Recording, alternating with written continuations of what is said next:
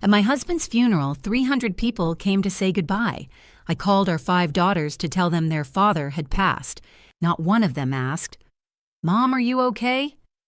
All 5 asked the same question, "When's the will reading?" I hung up, sat alone in the empty house, and stared at the 25 sealed envelopes my husband had left behind. 25 days later, the first envelope was opened. That's when everything changed. Thank you for being here and taking a moment to listen.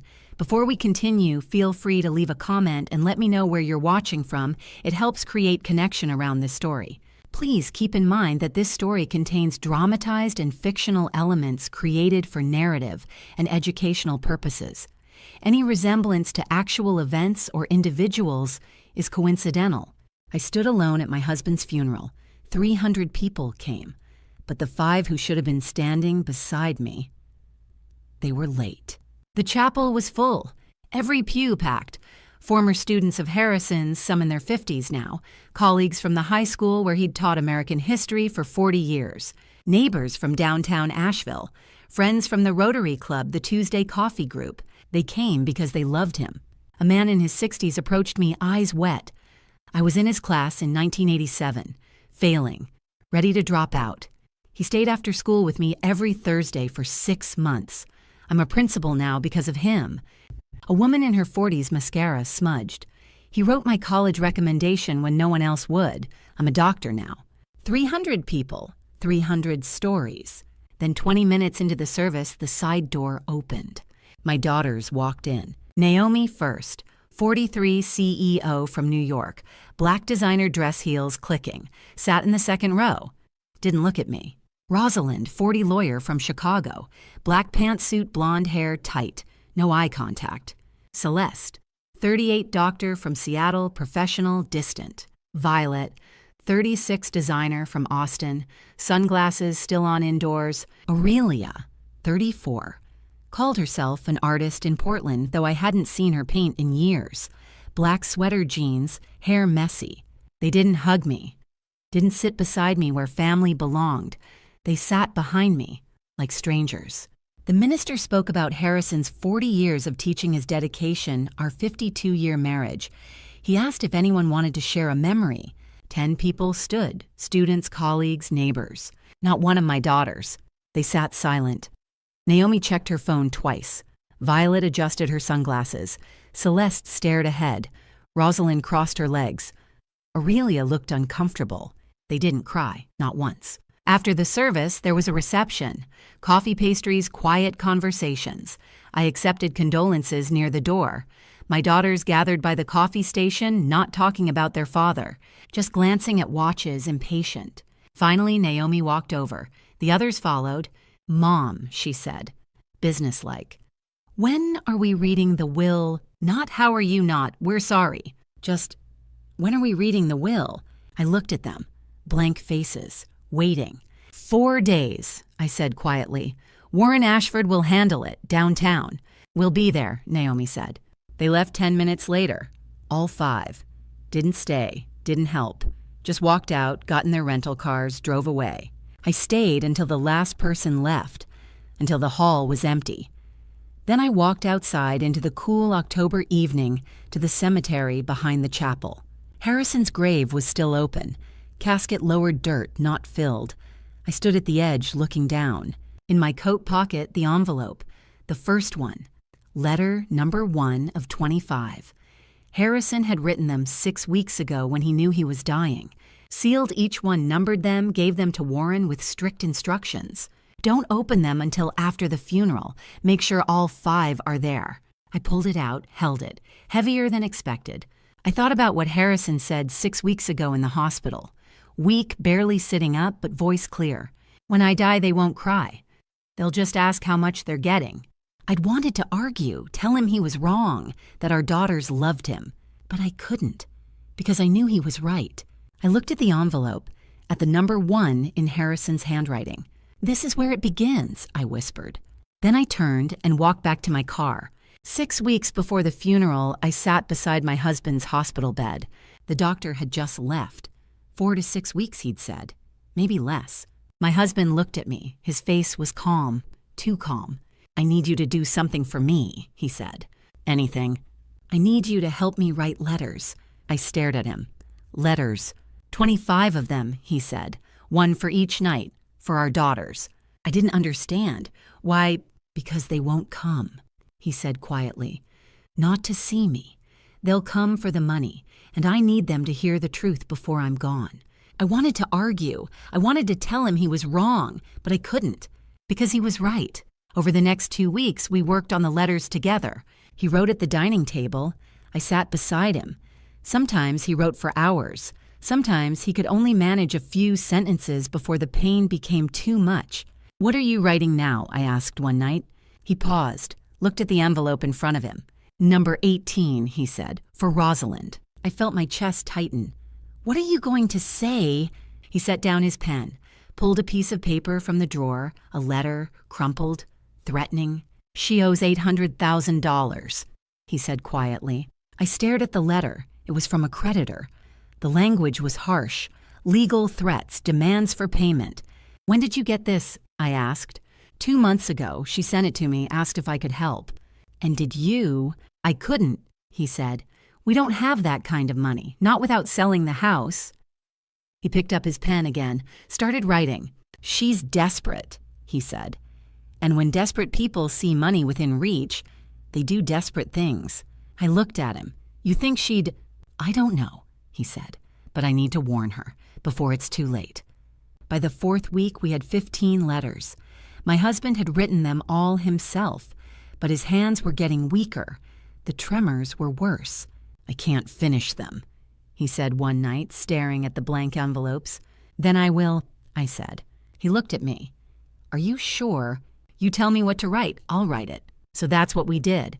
For the next 10 days, he dictated. I wrote, letter 16, 17, 18, 19. Some nights he coughed so hard he couldn't speak, but he never stopped. Letter 25, he said on the last night. This one's for all of them. What do you want to say? He thought for a long time. Then he smiled, just a little. Tell them forgiveness isn't free. It has to be earned, through action, not words. I wrote it down, sealed the envelope. 25 letters, 25 truths. The next day, we called our lawyer. Warren came to the house. He was 67, gray-haired, and had handled our family's legal matters for 20 years. You want to change the estate plan? Warren asked. Yes, my husband said. I want to establish a revocable living trust. Warren opened his briefcase. Smart. A trust bypasses probate entirely. North Carolina probate can take 9 to 12 months. With a trust, assets can be distributed immediately once conditions are met. Exactly, my husband said. I want to place $6.75 million into the trust, the daughter's inheritance, with specific conditions. Warren pulled out his notepad. What conditions? My husband explained. 25 nights, 25 letters, all 5 daughters under one roof. If they stayed, they'd each receive $1 million immediately from the trust. If even one left, the entire amount would go to the Asheville Community Foundation. Warren stared at him. You're serious? Completely. And upon your passing, the trust becomes irrevocable, meaning no one can change the terms. Your wife will serve as successor trustee with authority to distribute funds once the conditions are satisfied. Yes, my husband said. Warren looked at me. You understand what this means. You'll be responsible for enforcing these conditions, for deciding whether they've met the requirements. I understand, I said. Warren sighed. All right, I'll draft the trust documents. We'll need to fund the trust, transfer the assets into the trust's name before you pass. That's critical. If the assets aren't in the trust, they'll go through probate. How long will it take? My husband asked. 1 week to draft, another week to transfer assets. We should start immediately. We spent the next 2 weeks working with Warren. Bank accounts, investment portfolios, stocks, bonds. Everything designated for the daughters was transferred into the trust. The house and the cabin stayed in our joint names. Those would pass directly to me as surviving spouse. No probate needed. The trust was fully funded 3 days before my husband died. 4 days after the funeral, I stood in my living room holding the stack of 25 envelopes. I hadn't opened any of them. My husband had told me not to, not until the daughters were all together. I picked up my phone. It was time to call my daughters. But before I made that call, I needed to remember why. During those 6 weeks, our daughters visited 5 times. I counted. Visit 1, Naomi. She flew in from New York on a Tuesday, stayed 2 hours, sat in the living room talking about work the entire time, her tech company, a merger, board problems. She didn't ask how her father was feeling, didn't ask if he was in pain. When I suggested she go upstairs, she stood in his doorway for 3 minutes. "Hi, Dad, how are you?" Didn't wait for an answer. "I have a Zoom call in 20 minutes, she said. "I should go." She left, didn't hug me goodbye. Visit 2, Rosalind.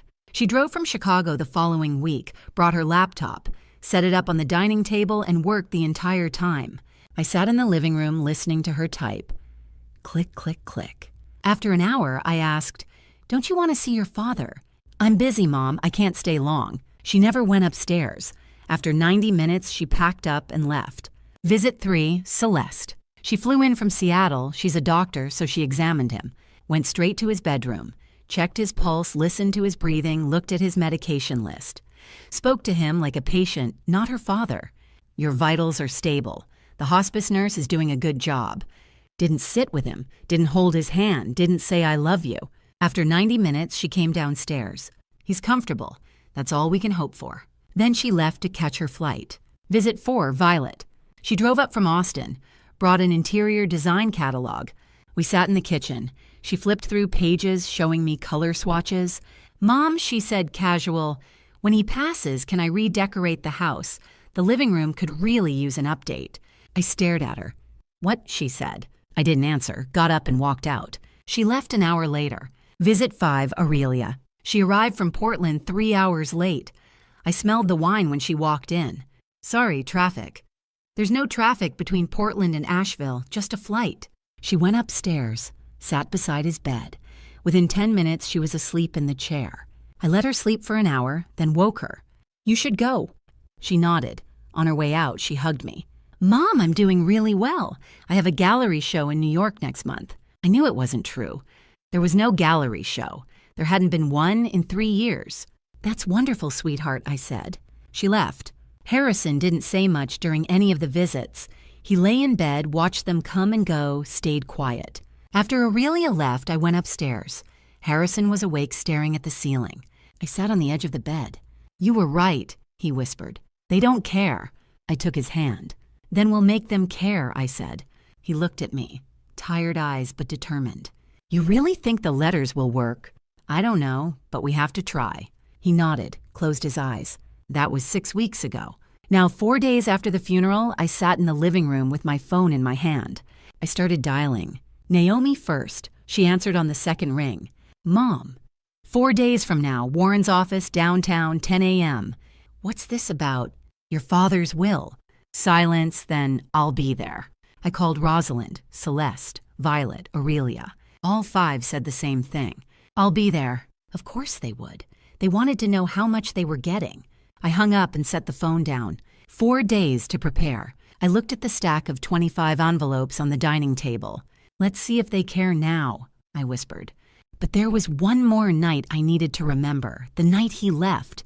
Harrison passed at 2:47 in the morning on a Tuesday. I was the only one there. The bedroom was dark except for the small lamp on the nightstand. Soft yellow light, just enough to see his face.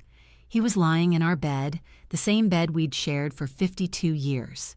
I sat beside him in the chair I'd pulled up 3 weeks earlier. I hadn't moved it since. His breathing had been shallow for hours, in and out, in and out. Each breath slower than the last. I held his hand. It was cold. I didn't call our daughters. Even if I had, they wouldn't have made it in time. Naomi was in New York, Rosalind in Chicago, Celeste in Seattle, Violet in Austin, Aurelia in Portland. By the time any of them booked a flight, it would be over. So I sat alone. Around 2:30, his breathing changed. Slower, longer pauses between each breath. I leaned forward. "Harrison," I whispered. His eyes opened, just barely. He looked at me. "Did you finish the letters?" he asked. His voice was so quiet, I almost didn't hear him. "Yes," I said. "Will it work?" I didn't know how to answer, so I told him the truth. "I don't know." He nodded just a little. Then he asked the question I'd been dreading. Promise me you'll try." I squeezed his hand. "I promise." He looked at me for a long moment. Then he smiled, just a small one, barely there. But it was enough. "I love you," he whispered. "I love you too." He closed his eyes. And then at 2:47, he took one last breath and stopped. I sat there for a long time, 20 minutes maybe. I didn't move, didn't cry. Just sat there holding his hand, watching his chest, waiting to see if maybe he'd breathe again. He didn't. I wasn't crying. Not because I didn't love him, but because I didn't have time to grieve. I had work to do. At 3:10, I let go of his hand, stood up, walked downstairs to the kitchen, picked up the phone. I called the doctor first. The hospice nurse had told me to call when it happened. The doctor arrived 30 minutes later, checked Harrison signed the paperwork. "I'm sorry for your loss," he said. I nodded, didn't say anything. Next, I called the funeral home. They said they'd send someone in the morning. Then I called Warren Ashford. "It's Vivian," I said when he answered. "He's gone." Warren was quiet for a moment. Then, "I'll start the arrangements. The reading is in 4 days." "Yes." "I'll make sure everything is ready." "Thank you." I hung up. By 6 a.m, I was sitting at the kitchen table with a cup of coffee I hadn't touched. The house was silent, empty. I picked up the phone one more time. I called Naomi first. She answered on the third ring. "Mom, it's 6 a.m. Your father passed this morning," I said. Silence. Then, "When's the will reading?" Not, "I'm sorry," not, "Are you okay?" Just, "When's the will reading?" 4 days, I said. "I'll send you the details." I hung up.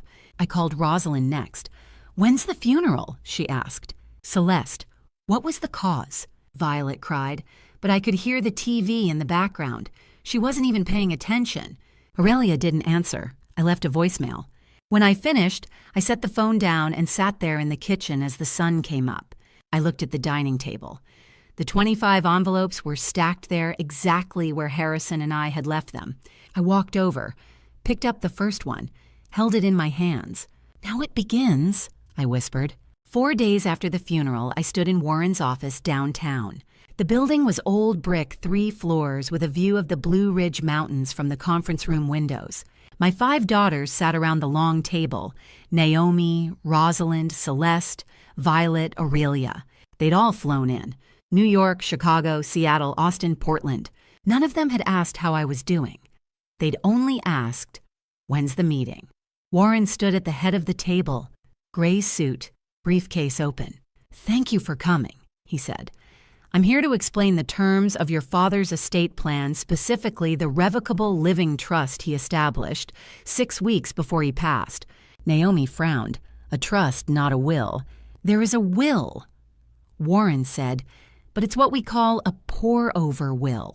It simply states that any assets not already in the trust go into it after death.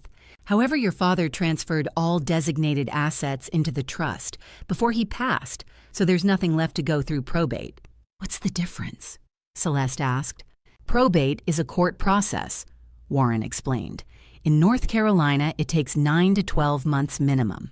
The court supervises asset distribution creditors file claims, and everything is public record. A trust bypasses all of that. It's private, and it allows for immediate distribution once conditions are met." He pulled out a blue binder, opened it. "Your father's trust contains $6.75 million designated for the 5 of you, $1.35 million per daughter." The room went still. Rosalind leaned forward. "When do we get it?" "That depends," Warren said. "Upon your father's death, this revocable trust became irrevocable, meaning the terms cannot be changed by anyone including your mother or myself. We are legally bound to follow your father's instructions exactly as written." He read from the document. "The 5 daughters must stay together at the family home in Asheville for 25 consecutive nights. Each night, one letter written by your father will be read aloud. If all 5 daughters complete the 25 nights, the trust will immediately distribute $1 million to each daughter on the morning of day 26. Naomi blinked. $1 million immediately. "Yes," Warren said, "as the trust attorney and your mother as trustee. We have the legal authority to release those funds without court approval, without waiting for probate, without any bureaucratic delays. The moment the conditions are satisfied, the wire transfers can be initiated. You could have the money in your accounts within 48 hours. Violet sat forward. Wait, you said $1 million each, but we're supposed to get $1.35 million. Correct, Warren said. The remaining $350,000 per daughter, along with the family home and the Blue Ridge cabin, will be distributed after your mother passes. Those assets will remain in the trust until that time. Celeste crossed her arms. And if we don't stay, what if someone has to leave? Warren's face was grave.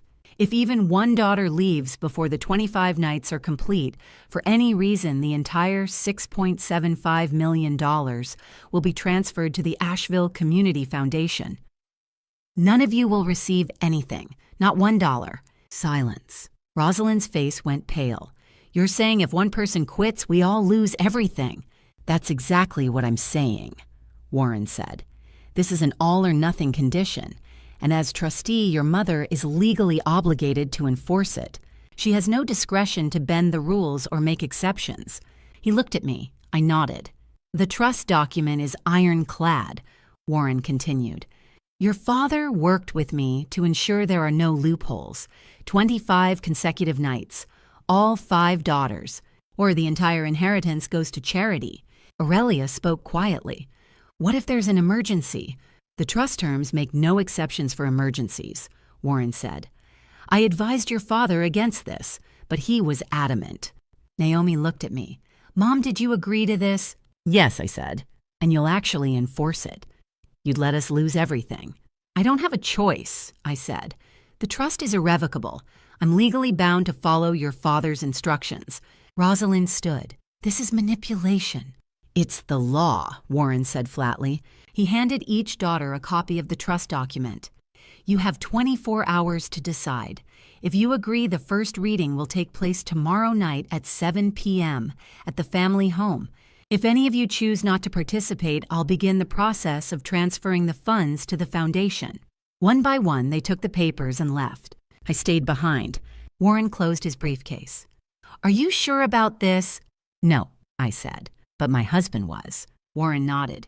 I walked out, watched my daughters drive away. 24 hours. Let's see if they show up. Day 1, 7 p.m. All 5 of them sitting in the living room waiting. They came back. Not because they wanted to hear what their father had to say, but because they couldn't afford to lose $1 million. I sat in the armchair by the window watching. They were on the couch, Naomi on one end, Rosalind beside her, then Celeste, Violet, Aurelia on the other end, not touching, not looking at each other, just sitting there in silence. The house felt different with them in it, heavier. At 7 exactly, there was a knock at the door. I stood up, opened it. Warren. He was holding a black leather briefcase. He stepped inside, nodded at me, then walked into the living room. Good evening, he said to my daughters. Nobody answered. Warren set the briefcase on the coffee table, opened it, pulled out the first envelope. Envelope number 1. He looked at me. I nodded. Warren opened it carefully, pulled out a single sheet of paper, began to read. If you're reading this, I'm gone. And you're here because you want money, not because you loved me. I know that. Your mother knows that. But I'm giving you one last chance. 25 letters, 25 truths. If you can read them all, maybe you'll change. Maybe you won't. But at least I tried. Dad. Warren folded the letter, set it on the table. Silence. I watched my daughters, watched their faces. Naomi's eyes were wet. She wiped at them quickly. But I knew better. Those weren't real tears. Rosalind stared at the floor, face blank, cold. Celeste stood up suddenly. I need some air. She walked to the window, stood there with her arms crossed, staring out at the street. Violet looked at me. Mom, are you okay? I'm fine, I said. Aurelia didn't move, didn't speak, just sat there staring at the coffee table. Warren closed his briefcase, stood up. I'll be back tomorrow night, he said. Same time. He left. I walked him to the door, closed it behind him. When I came back to the living room, my daughters were still sitting there. Nobody had moved. I stood in the doorway looking at them. There's food in the kitchen, I said. Your old rooms are upstairs. Good night. I turned and walked up the stairs. Behind me, I heard one of them, Naomi, I think, say something quietly. Then Rosalind's voice. Then Celeste's. I stopped at the top of the stairs, listened. I couldn't make out the words, just voices, low, tense. I walked to my bedroom, closed the door, sat on the edge of the bed. One night down, 24 to go. I waited there for a few minutes listening. The house was old, sound carried. I could hear them talking downstairs. Not the words, just the murmur of voices. Then I stood up, walked to the window, looked down at the driveway. All 5 cars were still there. Naomi's rental, Rosalind's SUV, Celeste's sedan, Violet's convertible, Aurelia's beat-up Honda. They hadn't left. I looked at the living room window. The light was still on. I could see shadows moving. What are they saying, I wondered. Are they planning to leave? Are they already trying to figure out a way around the rules? I didn't know. But I knew this tomorrow night there would be another letter, and the night after that, another. And each one would be harder than the last. Harrison had been careful, deliberate. The first letter was gentle, almost kind, but the rest they wouldn't be. I turned away from the window, lay down on the bed, stared at the ceiling. One night down, I thought again. 24 to go. Over the next 4 nights, something shifted. The letters became softer, gentler. Harrison wasn't attacking them. He was reminding them of who they used to be. Night 2, letter for Naomi. Warren read Harrison's words about the day Naomi turned 8. She told him she wanted to be a scientist who'd cure cancer. You said you'd save people, Warren read. What happened to that dream? I watched from my chair by the window. Naomi was crying, real tears this time. I forgot, she whispered. Night 3, letter for Rosalind. When she was 10, a boy at school was being bullied. Rosalind had stepped in, defended him, got hurt, but the boy went home safe. You used to fight for people who couldn't fight for themselves, Warren read. Rosalind didn't speak, but her hands were shaking. Night 4, letter for Celeste. At 6 years old, she'd found an injured bird in the backyard. Harrison told her it probably wouldn't survive, but Celeste didn't give up. She kept that bird in a shoebox for 2 months. Fed it with an eyedropper, wrapped its wing carefully. You used to care, Warren read. Celeste stood and walked out. I heard her crying in the kitchen. Night 5, letter for Aurelia. Harrison wrote about the Asheville Animal Shelter. When Aurelia was 12, she'd volunteered every Saturday for 2 years. Cleaned cages, walked dogs, sat with the old cats nobody wanted. You didn't do it for credit, Warren read. You did it because you cared. That's the daughter I want back. Aurelia broke. She sobbed, covering her face. Naomi put an arm around her. It's okay.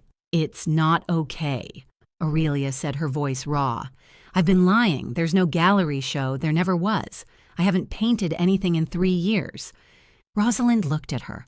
Why didn't you tell us? Because I was ashamed. Nobody spoke. Night 6, letter for Violet. When she was 14, she'd entered a design competition for a local charity. They needed a new community center. Violet drew plans, simple, functional, beautiful. She won. The charity used her design. You used to create things that helped people. Warren read. Not just things that looked expensive. Violet didn't cry. She just stared at the floor. After Warren left that night, something changed. My daughters didn't go upstairs. They stayed in the living room. And for the first time in years, they talked to each other. Not about work, not about money, about the letters, about the memories. I stood at the top of the stairs listening. Do you remember that bird? Naomi asked Celeste. Yeah, Celeste said quietly. It flew away after 2 months. I cried for a week. You were always like that, Rosalind said. You cared too much. I used to, Celeste said. Silence. Then Violet, do you think Dad was right? Do you think we've changed that much? Nobody answered. I watched them from the stairs. Naomi had her arm around Aurelia. Rosalind leaned forward, elbows on her knees. Celeste sat on the arm of the couch. For a moment, they looked like they used to. Before the money. Before the careers. Before the distance. Maybe Harrison was right, I thought. Maybe there's still hope.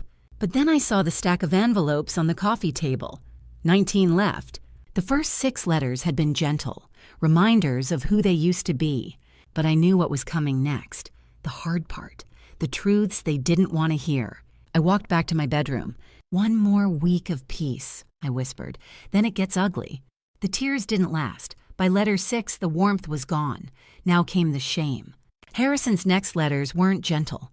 They were surgical, each one cut deep. Letter 6, for Naomi. 2 years ago, she'd let go of 200 employees. Not in person, over email. A single message sent at 5 p.m. on a Friday. You didn't even look them in the eye, Warren read. Naomi's face went pale. The company was struggling, or just not making enough money, Rosalind said. Letter 7, for Rosalind. She owed $800,000. Gambling debts, Chicago, Atlantic City, Las Vegas. She'd borrowed from dangerous people who'd started calling, threatening. You were planning to use your inheritance to run You Are in Red. Rosalind didn't deny it. Letter 8, for Celeste. 3 years ago, a patient came in critical heart issue, but Celeste had tickets to a gala. She handed the case to a resident. The patient nearly didn't make it. You chose a party over a life, Warren read. Celeste stood. The patient survived. Barely, I said quietly. She sat back down. Letter 9, for Violet. An elderly woman hired Violet to redesign her home. Paid $50,000 up front. Violet took the money, never finished the project, just disappeared. You took from someone who couldn't fight back. Warren read. Violet's face flushed. She was rude. She was 83, Naomi said sharply. They started turning on each other then. Blaming, deflecting. At least I didn't abandon a patient, Violet snapped. At least I didn't steal, Celeste shot back. At least I didn't destroy 200 families, Rosalind said. I stood. Enough. They stopped, looked at me. Your father didn't write these letters to make you fight, I said. He wrote them to make you see. So sit down and listen. Nobody argued. Night 10, letter 10. This one was about Harrison. Warren read slowly. 5 years ago, I was diagnosed with a heart condition. The doctor said maybe 10 years, maybe less. I didn't tell your mother. I didn't tell any of you. I wanted you to live your lives without worrying about me. But you didn't live. You wasted your lives on things that don't matter, and now I'm gone. And you're here because you want money. Not because you loved me. That's my greatest failure. Not the heart condition. You. Silence. Naomi looked at me. Mom, did you know? No, I said. He never told me. Her face crumpled. I felt anger and grief twist together. Harrison had carried that alone for 5 years. 5 years of knowing. And he'd never said a word. I wanted to scream at him. I wanted to hold him. But he was gone. After that night, nobody spoke. Warren left. My daughters sat in silence, Naomi staring at the floor, Rosalind with arms crossed, Celeste with her head in her hands. I stood, walked to the stairs. Good night, I said. Nobody answered. I went upstairs, sat on my bed, stared at the wall. Halfway through, I thought, 15 letters left. Can they survive the rest? By night 11, something had changed. They weren't arguing anymore. They were listening. The next few letters were different, softer. Not about who my daughters used to be, about who we used to be, together. Letter 11. Christmas, when Naomi was 10. We'd driven to the Blue Ridge cabin. It snowed. The girls built a snowman. Harrison made hot chocolate. We sat by the fire until midnight. I don't want you to remember me as the father who judged you. Warren read, I want you to remember the father who loved you. Naomi was crying, real tears. Letter 12. A beach trip. Rosalind was 15. Outer Banks. Harrison took her fishing at dawn. She caught a flounder, biggest one that week. You smiled that morning, Warren read. I hadn't seen you smile in months. That's the daughter I want back. Rosalind covered her face. Letter 13. Celeste's 8th birthday. The aquarium. She'd stood in front of the jellyfish tank for an hour. Harrison bought her a stuffed jellyfish. She slept with it for 2 years. Celeste was crying quietly. Letter 14. Violet's high school graduation. She gave a speech. Harrison gripped my hand the entire time. When she finished, he stood and clapped louder than anyone. Violet wiped her eyes.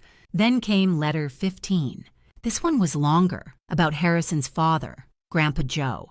When my father passed, Warren read 300 people came to his funeral. He wasn't rich. He wasn't famous. He was a high school history teacher, but for 40 years he taught. He coached. He stayed after school to tutor kids who were failing. I remembered that funeral. I'd stood beside Harrison watching him cry as former students told him what Joe had meant to them.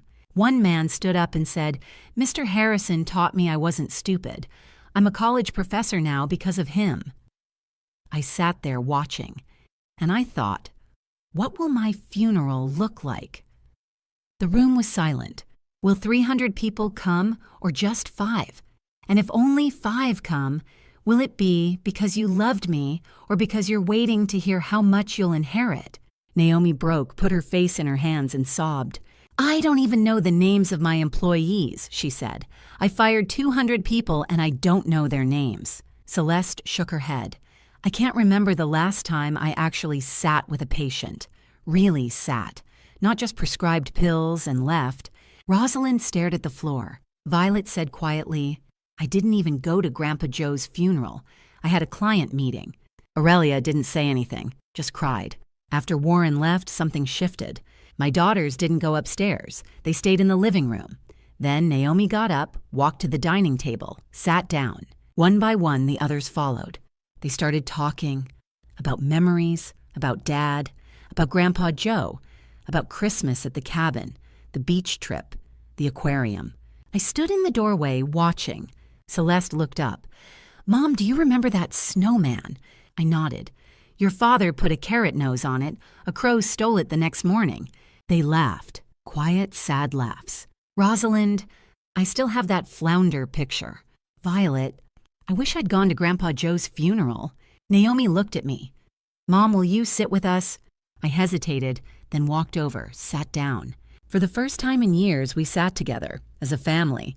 We talked until midnight. When I finally went upstairs, I lay in bed staring at the ceiling. I wanted to believe they were changing. I wanted to believe the letters were working. But I knew the truth. The worst letter was still coming. Letter 18. The one about Rosalind. The one Harrison and I had written together. The one that would change everything. 10 more nights, I thought. Then she'll know that I know. I wasn't looking for trouble that night. Just aspirin for a headache. It was night 16. The reading had ended an hour ago. My daughters had gone upstairs. The house was quiet. I walked down the hallway looking for the medicine cabinet. That's when I saw it. Rosalind's door was open, just a crack, light spilling out into the dark hallway. I stopped. I should have kept walking, should have gone to bed, but something made me look inside. Her laptop sat on the bed, screen glowing. She wasn't in the room. I stepped inside. The screen was covered in browser tabs, 8 of them, all open at once. I leaned closer. Tab 1, life insurance payout timeline after death. Tab 2, accidental death versus natural death inheritance laws. Tab 3, how long does probate take in North Carolina? Tab 4, estate distribution after accidental death of parent. Tab 5, how to challenge a will in North Carolina. My hands started shaking. I clicked on the next tab, an email dated 2 weeks ago. From R. Sullivan Private Investigations to Rosalind Subject Surveillance Report Week 1. I read it slowly. Target follows a predictable routine. Takes sleeping medication at 11 p.m. nightly. Prescription bottle located in upstairs bathroom. House features a steep staircase with no railing on the upper landing. High risk for accidental fall, especially under influence of medication. Recommend monitoring for opportunity. I felt cold all over. I scrolled down, found another email. From Rosalind to R. Sullivan. Subject, RE Surveillance Report. How much for another week of monitoring? I need to know her exact schedule before I make any decisions. I backed away from the laptop, my heart pounding so hard I thought I'd pass out. She was planning to harm me, to make it look like an accident, to get the inheritance faster. I stood in that room for a long time staring at the screen. I thought about calling the police, telling my other daughters, sending Rosalind away right now.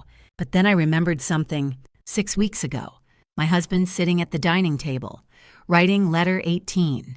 She owes $800,000, he'd said. And when desperate people see money within reach, they do desperate things. He hadn't known about the private investigator. He hadn't known about the emails or the browser tabs, but he'd known her desperation, her debt, and he'd feared this might happen. That's why he wrote letter 18, not as proof, as a warning. Don't stop her. he'd told me. Let her read letter 18. Let her see that I knew, that I was afraid, and let her choose. I closed the laptop, walked out of the room. My hands were still shaking. I went downstairs, sat in the living room, stared at the coffee table. 9 envelopes left. Letter 17 tomorrow night, letter 18 the night after that. 2 more nights. 2 more nights and Rosalind would hear her father's words. I know you're drowning, and I'm afraid of what you might do, but I'm begging you don't do it. Don't lose yourself. Would it be enough? Would she stop? I didn't know, but my husband had believed she could still be saved, so I'd wait. 2 more nights. I went upstairs, past Rosalind's room. The door was still open, the laptop still glowing. I didn't go inside. I went to my own room, locked the door, checked the lock twice. Then I sat on the edge of my bed and stared at the wall. Was I gambling with my own life, maybe? But it was the only way to know if she could still be saved. I thought about the sleeping pills in my bathroom, the steep staircase, the way Rosalind had looked at me tonight during the reading. Cold, calculating. I stood, walked to the bathroom, took the bottle of sleeping pills and locked them in the drawer beside my bed. Then I moved a chair in front of my bedroom door. Just in case. 2 more nights, I thought, as I lay down in the dark. Then she'll know that I know. And I'll find out if my husband was right to believe in her, or if I should have called the police tonight. If you're still here, I want to pause for just a moment. At this point in the story, I genuinely want to know how this situation feels to you. If you were in my place, would you confront the truth head on, or stay silent and wait? Share your perspective in the comments. Let's talk about it together before what happens next.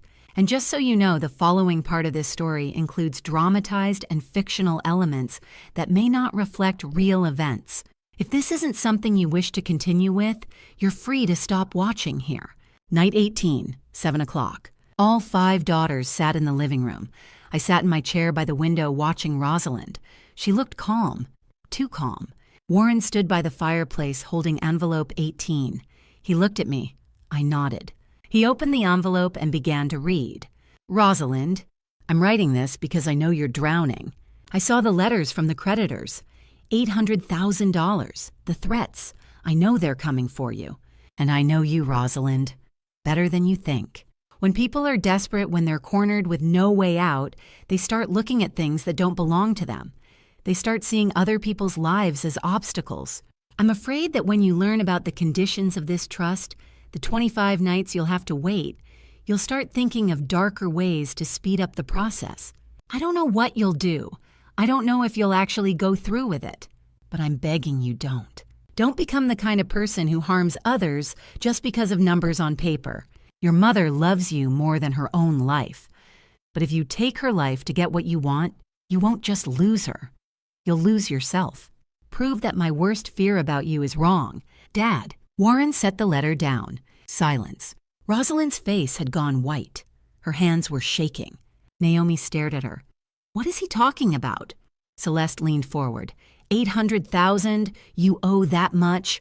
It's none of your business, Rosalind said quietly. It is our business, Violet said. I stood up, walked to the coffee table, picked up the folder, set it down in front of Rosalind. Open it, I said. Her hands shook as she opened the folder. Inside screenshots of 8 browser tabs. Life insurance payout timeline, accidental death inheritance laws, probate duration in North Carolina, the emails from R. Sullivan Private Investigations, the payment receipt, the surveillance report detailing my routine, my sleeping pills, the steep staircase. Her face went gray. Your father was right to be afraid, I said quietly. Naomi grabbed the folder, read the pages. Her face twisted with shock. You hired someone to watch Mom. I wasn't going to do it, Rosalind said, tears streaming. I swear, I was desperate. You were planning ways to make it look like an accident, Celeste said coldly. I wasn't going to go through with it, Rosalind sobbed. Rosalind covered her face. I hate myself. I hate who I've become. I looked at my daughter, the woman who'd once fought bullies to protect strangers. Your father gave you a chance, I said softly. Rosalind looked up, face wet with tears. He didn't know the details, I said.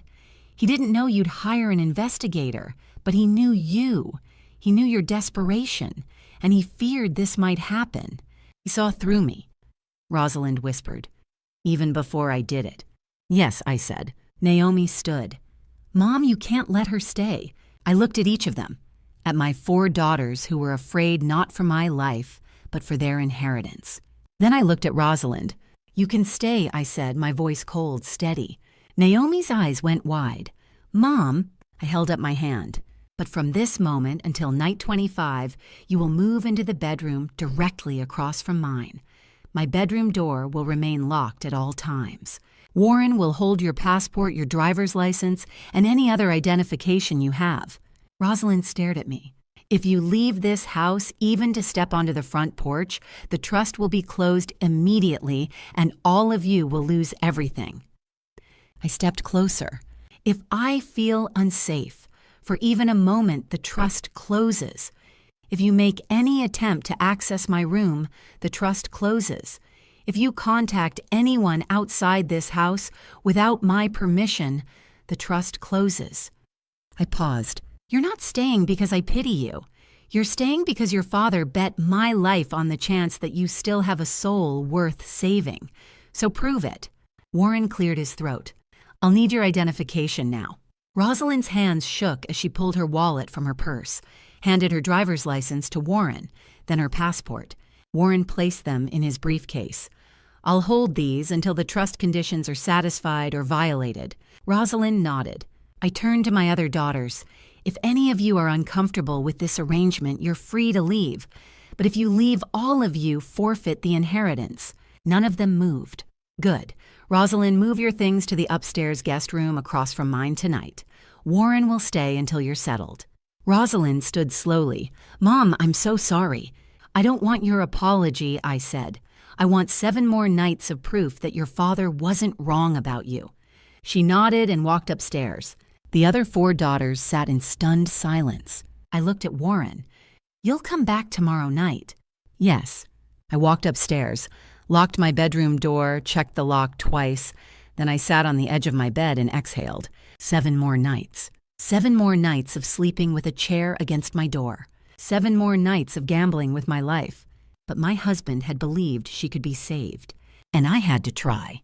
I didn't expect the knocking. It came at 2 a.m, soft but insistent, pulling me out of a sleep I hadn't earned. I sat up in bed, heart pounding, and stared at the door. Mom. Rosalind's voice. I didn't move. I wasn't sure I wanted to open that door. Downstairs earlier that night, I'd watched her face when Warren read letter 18. I'd seen the shock, the denial, the tears. I'd also seen the truth. She knocked again. Mom, please. I stood, walked to the door, and opened it. She stood in the hallway in wrinkled clothes, her eyes red and swollen. She looked exhausted, broken. For a moment, I saw the 10-year-old who'd once fought a bully twice her size to protect a friend. Can I come in? She whispered. I stepped aside.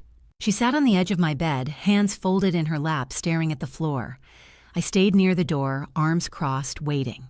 I'm sorry, she said finally. I'm so sorry, Mom. I didn't respond. I never thought I'd actually do it. She continued, voice shaking. I was looking. I was desperate. The debt. They threatened my life. I didn't know what else to do.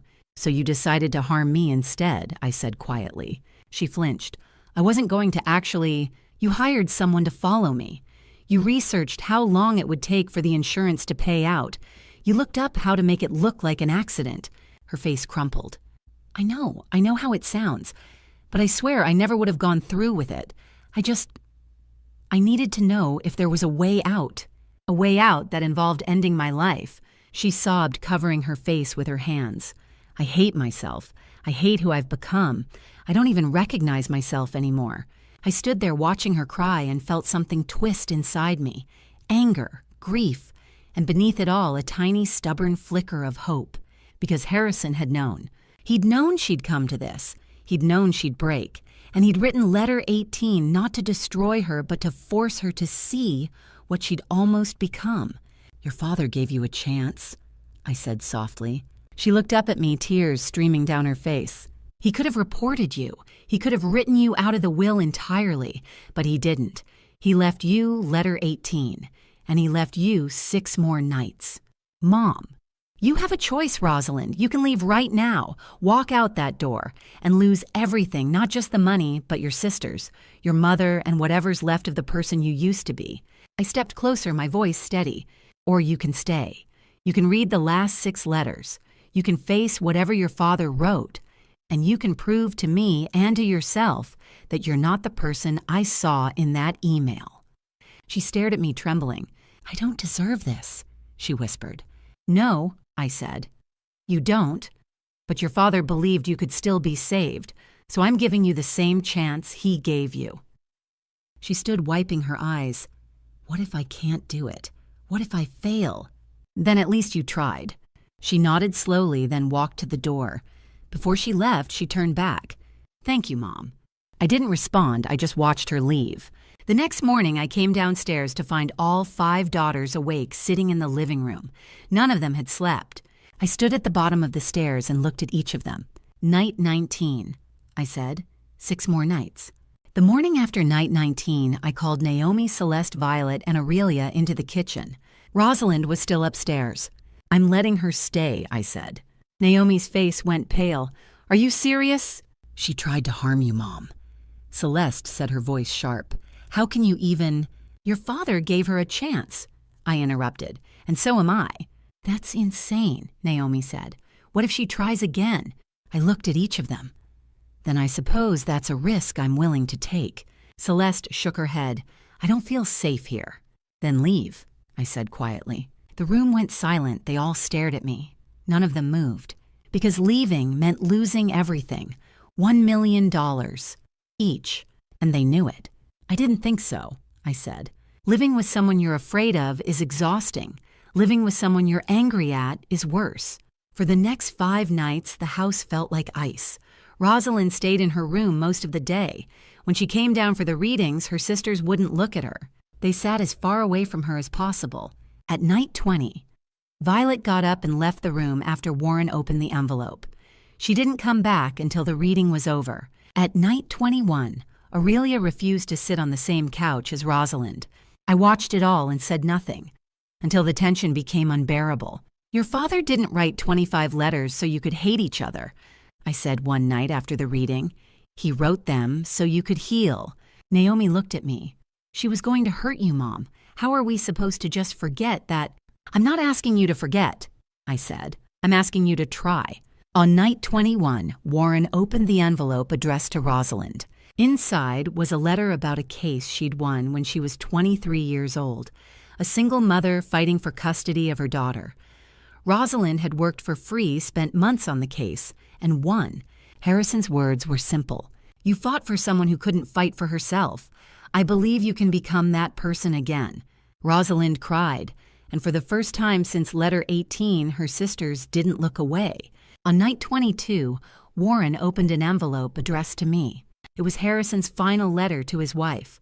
52 years of love written in his shaky handwriting. He told me he was proud of me. He told me I'd been the strongest person he'd ever known. He told me he was sorry for leaving. I broke. I sat in that chair and cried in front of my daughters for the first time since the funeral. And one by one, they came to me. All 5 of them, even Rosalind. They held me, and I held them. On night 23, Warren read a letter addressed to Naomi.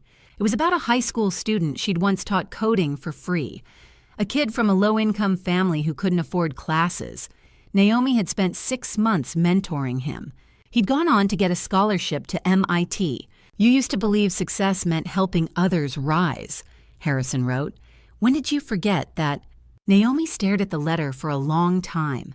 Then she looked at me. I don't know who I am anymore, she whispered. Then find out, I said. Night 24 ended quietly. No fights, no shouting, just silence. As we stood to go upstairs, Rosalind turned to me. Do you think Dad forgave me? She asked. I looked at her for a long moment. I don't know, I said. I went upstairs and sat on the edge of my bed staring at the wall. One more night, one more letter, and I still didn't know if I could forgive her either. The final envelope sat on the coffee table, thin but somehow heavier than all the others combined. It was night 25, 7 o'clock. All 6 of us sat in the living room. Naomi, Rosalind, Celeste, Violet, Aurelia, and me. Warren stood by the fireplace holding the last envelope in his hands. For 24 nights we'd gathered in this room. We'd cried, we'd fought. We'd remembered who we used to be and confronted who we'd become. Tonight was the end. Warren opened the envelope slowly, carefully, and pulled out 2 folded letters. 2 letters, he said quietly. One from your father, one from your mother. He unfolded the first and began to read Harrison's words. If you're reading this, I'm proud of you. Not because you stayed, not because you want the money, but because you listened. For 25 nights, you've heard the truth about yourselves. The good, the bad, the ugly, and you didn't run. But this is only the beginning. Forgiveness isn't something you receive. It's something you earn. Now it's time for your mother to decide. Warren set the letter down and picked up the second. He looked at me. I nodded. He read my words. 25 letters cannot erase 25 years. Words are easy, actions are hard. I'm not forgiving you today, not yet. Go home. Change your lives. Prove to me that these 25 nights meant something. Forgiveness takes time. Show me you deserve it. The room fell silent. Naomi was the first to speak. How long, Mom? As long as it takes, I said. Celeste wiped her eyes. What if we fail?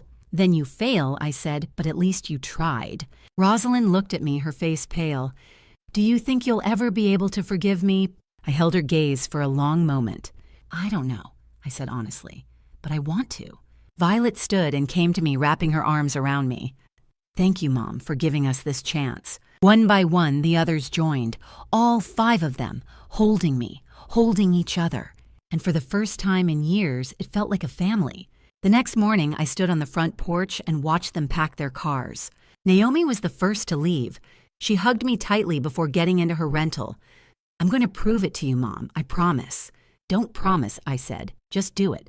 Rosalind was the last.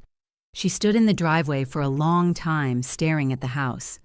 Finally, she walked over to me. I know I don't deserve forgiveness, she said quietly, but I'm going to spend the rest of my life trying to earn it. I nodded, then start today. She got into her car and drove away. I stood on that porch and watched all 5 of them disappear down the road back to New York, Chicago, Seattle, Austin, Portland, back to their lives. And I wondered, would they change or would they go back to who they were before? I didn't know, but I'd given them the same thing Harrison had given them, a chance. I walked back inside, closed the door, and looked at the empty living room. 25 envelopes, 25 nights, 25 truths. Now came the hardest part. Waiting to see if any of it mattered. 6 months, I thought. In 6 months, I'll have my answer. 2 weeks passed after night 25. I heard nothing. No phone calls, no text messages, no emails, just silence. I sat in the empty house in Asheville and wondered if I'd been a fool. Maybe they'd taken their money and forgotten everything. Maybe the 25 nights meant nothing after all. Then in week 3, my phone rang. It was my oldest daughter. Mom, she said, I resigned. Resigned, I repeated, confused. From the company. I'm done being a CEO. I'm going to mentor low-income students who want to learn business, like I used to. I didn't say much. I just listened. In week 4, my second daughter called. Her voice was shaky but determined. I'm in a recovery program, Mom, for gambling, and I'm working as a public defender now. The pay is terrible, but I'm helping people who can't afford lawyers. People like that single mother Dad wrote about. I closed my eyes and exhaled slowly. I'm proud of you, I said, but keep going. In week 5, my third daughter sent an email. She'd reduced her hours at the hospital so she could spend more time with patients. She attached a photo of herself sitting beside an elderly woman's bed, holding her hand. I stared at that photo for a long time. In week 6, my fourth daughter called to tell me she'd closed her high-end design firm. She was starting a nonprofit that designed homes for low-income families. I'm not making much money, she said, but I feel like myself again. In week 7, my youngest sent a handwritten letter. She'd applied to a graduate program in art and started volunteering at an animal shelter. She included a photo of herself with a rescued dog. I kept every message, every photo, every email, but I stayed cautious. Words were easy. I needed to see if they'd keep their promises. Over the next few months, the evidence kept coming. My oldest sent me photos of her students' kids from the Bronx learning coding and finance. One of them had just been accepted to Columbia. My second daughter emailed me updates on her cases. She was exhausted, overworked, underpaid. But she sounded alive in a way she hadn't in years. My third daughter called me one night and told me about a patient she'd stayed late to comfort. I remembered Dad's letter. She said quietly, about the injured bird. I used to care like that. I forgot. You remembered I said, that's what matters. In month 5, I did something I hadn't planned. I flew to Seattle. I didn't tell my daughter I was coming. I just went to her hospital, sat in the waiting room, and watched. And there she was, sitting beside an elderly man's bed, holding his hand, talking to him softly. She stayed for over an hour, long after her shift ended. I left before she saw me. I cried the whole way back to the airport. When I got home to Asheville, I sat on the front porch and looked out at the Blue Ridge Mountains. The house felt different now, not empty, just quiet. I thought about my husband, about the 25 letters he'd written, about the nights we'd spent together planning this impossible thing. You were right, I whispered to the wind. They're changing. I didn't know if it would last. I didn't know if they'd keep their promises. But for the first time in years, I had hope. My phone buzzed, a text from my youngest. Mom, I got accepted into the graduate program. My first class starts in the fall. Thank you for believing in me. I smiled, wiped my eyes, and texted back, I'm proud of you. Keep going. The sun was setting over the mountains, painting the sky in shades of gold and pink. A new chapter was beginning, and I was ready. 6 months later, I stood at Harrison's grave in the early morning light. The air was cool and quiet. Asheville Cemetery was nearly empty. Just me, the headstone, and the memory of a man who'd loved his family enough to tell them the hardest truths. Then I heard footsteps behind me. I turned. All 5 of them were walking toward me, Naomi, Rosalind, Celeste, Violet, Aurelia. Each of them carried a small bouquet of flowers. They didn't say anything at first. They just stood beside me, placing their flowers at the base of the headstone. White roses, yellow daisies, lavender, sunflowers, blue hydrangeas. Harrison would have liked that. We wanted to be here together, Naomi said softly, to tell him what's changed. I knotted my throat tight. One by one, they spoke. Naomi pulled out a photo from her bag, a picture of 15 students in a classroom, all of them smiling. I'm teaching again, Dad. Kids from the Bronx who want to learn business. One of them just got into Columbia. Rosalind stepped forward next, her voice steadier than I'd heard in years. I won my first case as a public defender last week, a single mother fighting for custody. I didn't get paid much, but I felt like myself again. Celeste folded her hands. I've been spending more time with my patients, really listening to them. Like you used to listen to your students, Dad. Violet smiled through tears. I closed my old firm. I'm designing homes for families who can't afford them. It doesn't pay well, but it feels right. Aurelia was the last. She pulled out a small sketchbook and opened it to a drawing of a dog. I'm volunteering at the animal shelter again, and I'm going back to school for my master's. I'm not pretending anymore, Dad. I'm just me. I looked at each of them, at the women they were becoming. They weren't perfect. They still had debt. They still made mistakes. But they were trying, and that was enough. Your father would have been so proud, I said quietly. Rosalind looked at me, her eyes searching. Are you Mom? I held her gaze for a long moment. I'm getting there, I said honestly, because forgiveness wasn't something you gave all at once. It was something you earned, something you built, day by day, choice by choice. That's all I needed to hear, Rosalind whispered. We stood together in silence, 6 women beside a grave, honoring the man who'd refused to let us stay broken. After a while, they hugged me one by one and began to leave, back to their lives, back to the work of becoming better. I stayed behind. When I was alone, I knelt beside Harrison's headstone and rested my hand on the cool stone. You were right, I whispered. They've changed, maybe not completely, but enough. I closed my eyes and let myself feel it, the grief, the pride, the hope, the exhaustion of the past 6 months, all of it. 25 letters, I said softly. 25 nights. It worked, Harrison. It actually worked. I stood, brushed the dirt from my knees, and walked back to my car. The sun was rising over the Blue Ridge Mountains, painting the sky in shades of gold and pink. A new day, a new beginning. I didn't know what the future held. I didn't know if my daughters would keep their promises. I didn't know if I'd ever fully forgive Rosalind. But I knew one thing. We'd tried, and sometimes trying is enough. I drove home as the sun climbed higher, and for the first time in years, I felt something I hadn't felt in a long time: peace. Looking back at everything that happened, I realize I should have acted sooner. Don't be like me. Don't wait until it's almost too late to tell the people you love the truth. These family drama stories taught me that silence can be more destructive than confrontation. Harrison and I spent years watching our daughters drift away, convincing ourselves they'd eventually come back on their own. But God had a different plan. He gave Harrison the strength to write 25 letters, even when his hands could barely hold a pen. The lesson here is simple love sometimes means telling hard truths. In all the grandma stories I've heard over the years, the ones that mattered most were about families who fought for each other, not with fists, but with honesty. These family drama stories remind us that real change requires courage, not comfort. God doesn't promise us perfect children or easy forgiveness. He promises us the strength to try, and that's exactly what those 25 nights gave us. My personal belief: forgiveness isn't a destination, it's a journey you walk every single day. Whether you're living your own family drama stories or listening to grandma stories passed down through generations, remember this change is possible. But only if we're willing to face uncomfortable truths. The grandma stories that matter most aren't about perfection, they're about persistence. God blessed me with 5 daughters who came back. Not because they were perfect, but because they were willing to listen. So here's my advice: don't wait for a crisis to speak your truth.